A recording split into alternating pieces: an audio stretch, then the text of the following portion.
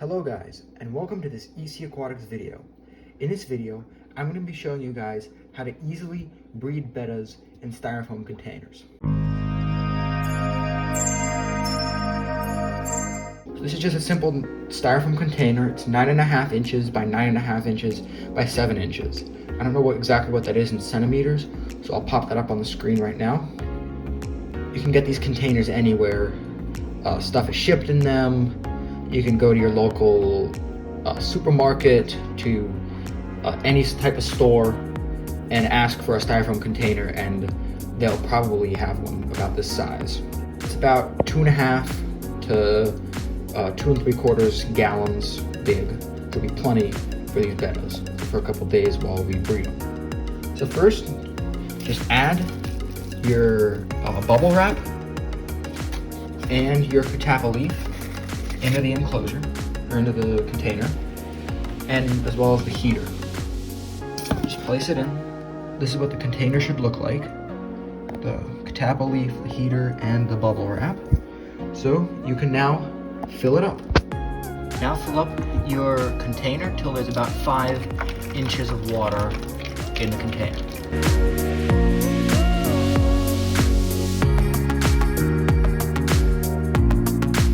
Now that you've filled up your container, you can plug in your heater.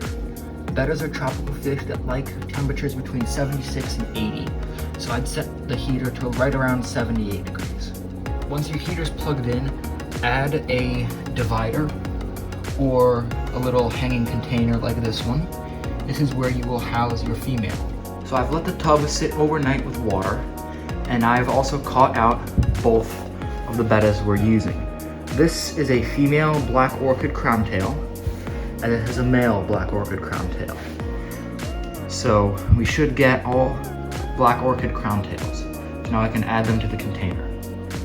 They've only been in these cups for a couple minutes. These are just temporary for transport. Never keep bettas in small little cups. So I've added both fish into the container. The female I've placed inside the breeder box, and the male I've placed outside of it. So now you just leave this covered for a couple hours or up to a day, and the male should build his bubble nest underneath that bubble wrap. It's about a day later. As you can see, there's a large bubble nest underneath this bubble wrap. So now we can release the female in with the male into the tank. There she goes.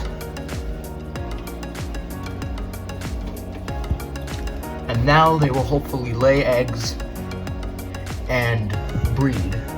They can come back tomorrow. It is now 2 days after I introduced the parents together, and there are now some eggs in the bubble nest. You see those little white things in the bubbles? Those are eggs. So now we need to remove the female from this container and bring her back up to her tank. Her job is now done. So I don't know if you guys can see, but see all those little black dots?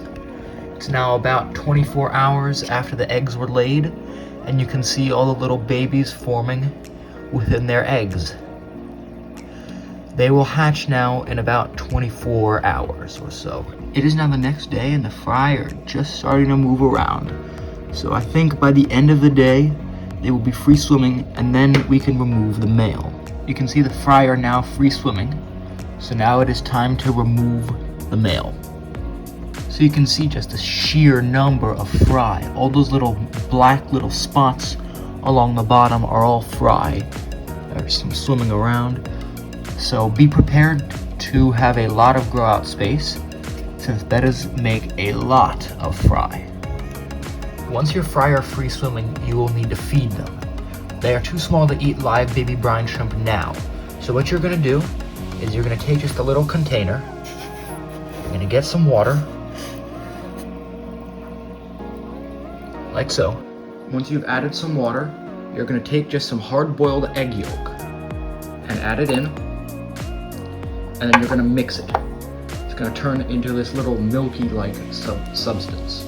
It'll look something like this. And then you're just gonna take a pipette and fill it.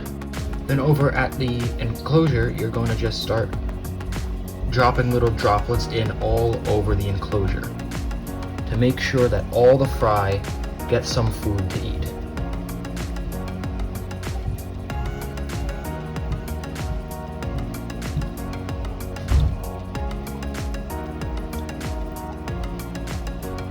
You're gonna feed with the egg yolk mixture 2 to 3 times a day for the first week or so of their life. Make sure not to add too much egg yolk as it'll dirty the water up very quickly. We're gonna wanna add some plants into the little tub. So the easiest plant to use is Java moss. It's gonna take a bunch and set it in. And that'll act both as filtration and it'll provide refuge, as well as having microorganisms on it that the little betta fry can eat. After the fry have been free swimming for about a week, it's time to move them into their grow out tank. This is just a standard 20 long with a sponge filter and some Catappa leaves. You're going to want to fill up a tank with about 3 inches of water. You definitely do not want to go more than about 3 inches of water, because this will give the bettas more space to swim, but it won't give them that much space that they won't be able to find any food. You're going to want to add a lot of Java moss to the tank. This will give areas for the fry to hide. It'll filter the water. It will also act as a media for little microbacteria and microfauna to grow for the fry to graze on. To add the fry, simply take their container and pour the water into the tank. They're very hardy, so they should be fine. They're in this little...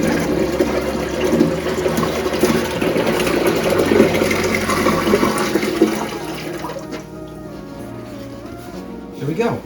Now the fry should be in their tank, and now just continue feeding them. You can start adding live baby brine shrimp to their feedings, but continue feeding 2 to 3 times a day. It has now been a couple weeks, and the fry are definitely free swimming.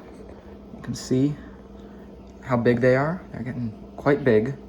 They are now feeding exclusively on live baby brine shrimp.